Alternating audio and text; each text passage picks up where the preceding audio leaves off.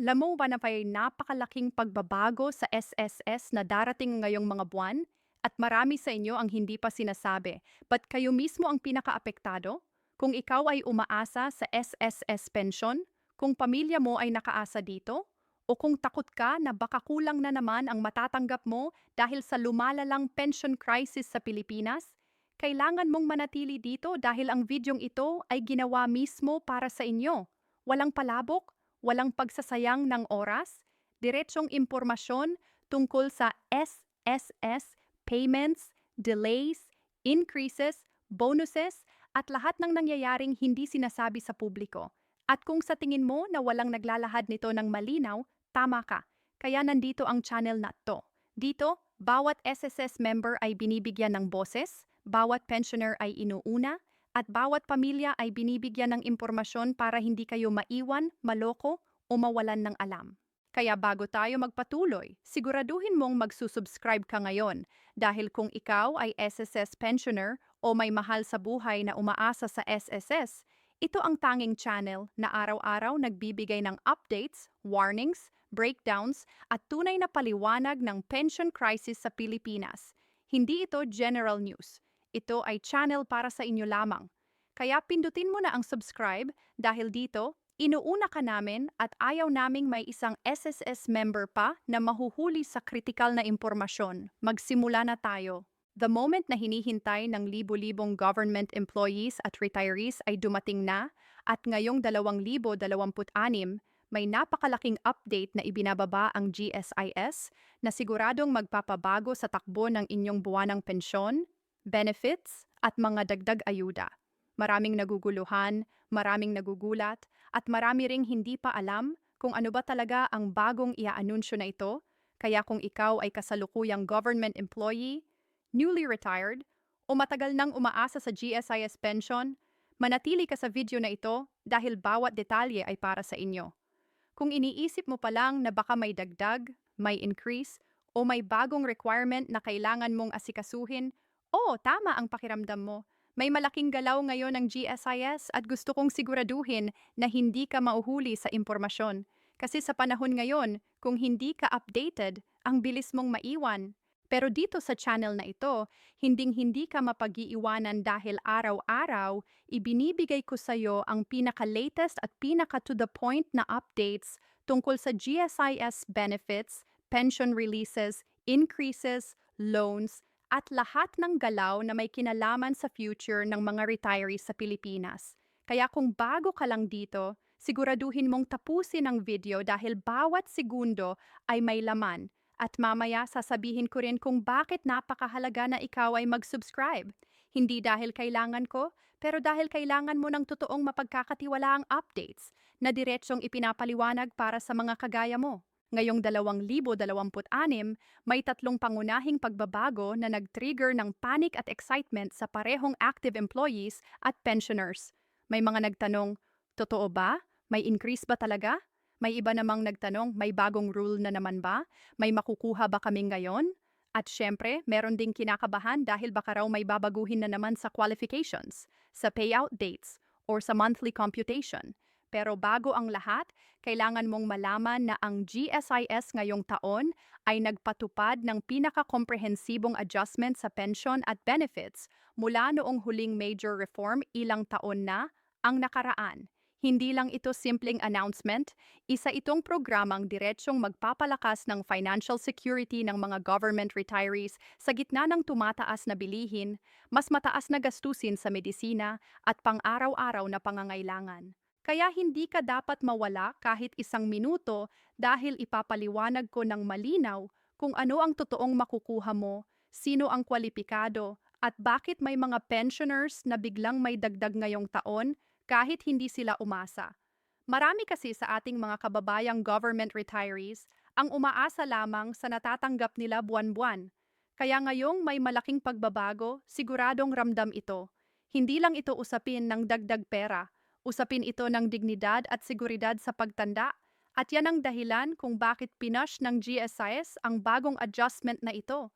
Pero ang tanong ng lahat, ano ba ang bahagi mo rito? Ano ba ang dapat mong malaman? At bakit ngayon pa ito nangyari? Habang papalapit ang 2026, nagsimula ng lumabas ang reports tungkol sa proposal ng GSIS para magdagdag ng supplemental pension sa mga retirees na higit 10 taon nang tumatanggap ng basic monthly pension. Dahil ramdam na ramdam ng GSIS na unti-unting bumababa ang totoong halaga ng pension dahil sa inflation, panahon na raw para magkaroon ng permanenteng pag-angat. At ngayon, eto na, hindi na ito haka-haka, hindi na ito puro balita sa paligid, kumpirmado na. May dagdag na matatanggap ang mga kwalipikadong pensioners depende sa tagal ng kanilang service, tagal ng retirement, at kasalukuyang halaga ng kanilang basic pension. Kung dati, kulang ka pa sa budget mo sa gamot, pagkain, at utilities, ngayong taon ay may konting hinga. Hindi man sobrang laki, pero malaking tulong pa rin sa buwan-buwan mong gastusin. Samantala, para naman sa mga active employees ng gobyerno, may panibagong update din.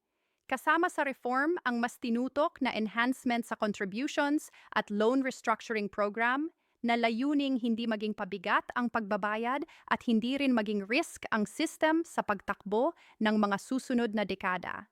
Kung isa kang empleyado ng gobyerno na nagbabayad pa ng loan, lalo na yung mga emergency loan, multipurpose loan o calamity loan, may mga bagong patakaran sa pag-compute ng interest at repayment schedules na mas magaan at mas flexible kumpara sa dati. Kung tinatanong mo kung mababawasan ba ang sinisingil sa'yo o mapapahaba ba ang payment term, ang sagot, oo, posible para sa maraming borrower ngayong taon.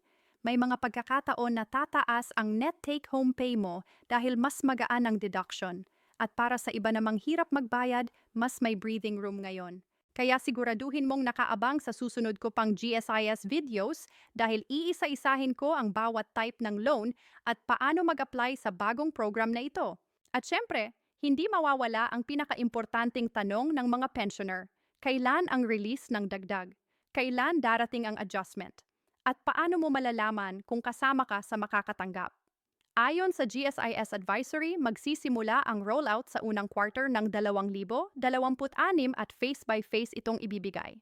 Una muna ang mga senior retirees na nasa 80 taong gulang at pataas, kasunod naman ang mga nasa 70 taong gulang hanggang 79, at huling wave ay ang mga nasa 60 hanggang 69.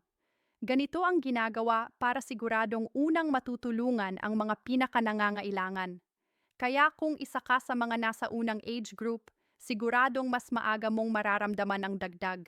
Pero kahit nasa huling batch ka, huwag kang mag-alala. Automatic ang adjustment basta kwalipikado ka. Wala kang kailangang lakarin, wala kang kailangang pilahan, at wala kang kailangang bayaran.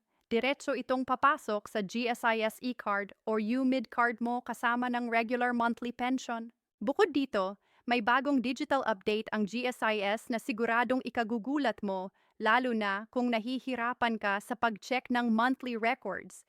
Mas pinalakas na ngayon ang GSIS mobile app at online portal para hindi ka na mahirapan sa pag-track ng pension history, loan balance, maturity dates, insurance policies, at iba pang benefits mo.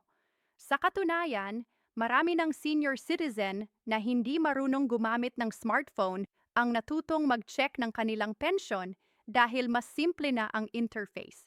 Kung dati kailangan mo pang pumunta sa branch para mag-follow up, ngayon kahit nasa bahay ka ay makikita mo na lahat. Kaya kung may GSIS mobile app ka, siguraduhin mong updated ito dahil malaki ang pagbabago ngayong 2026. Ngayon, bago ko sabihin ang pinakamalaking dahilan kung bakit critical ang update na ito, gusto ko munang itanong, kaya mo bang tiisin ang isang buwan, isang taon, or isang lifetime na hindi alam kung may pera ka pang darating? Kaya mo bang umasa sa chismis at incomplete information? Siyempre hindi. At yan mismo ang dahilan kung bakit libo-libo ang nagsusubscribe sa channel na ito. Hindi ito entertainment channel.